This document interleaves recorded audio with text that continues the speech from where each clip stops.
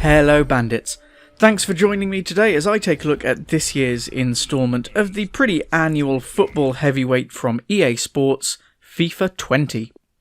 The biggest challenge with any sports sim, whether it's from EA, 2K or any of the myriad other studios, is to keep things fresh. There have been some changes to FIFA this year, as long as you're not playing on the Switch. Sadly, while other platforms have seen improvements in a few areas, the Switch version does not implement any of the heavy hitters and looks to essentially update squads and kits only.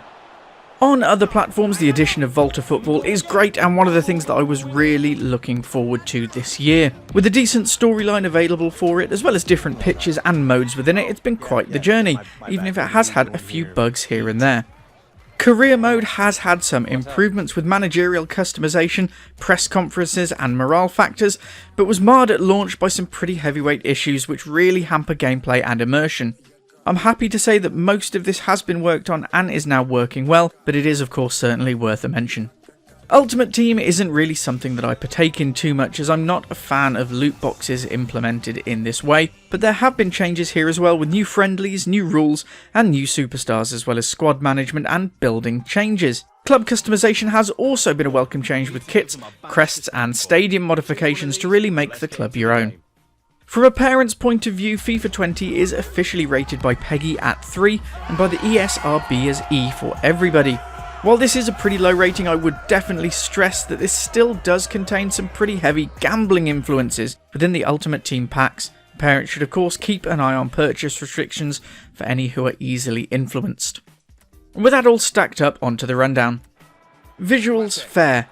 The Frostbite engine does work to a decent standard, but not quite as impressed this year as I have been previously. Most of the time things are well created, with the action on the pitch generally good, apart from some visual clipping here and there. Outside the stadiums though, landscapes can often be found lacking. Audio, fair.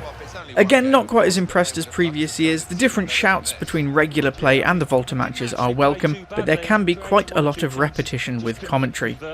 Narrative, good.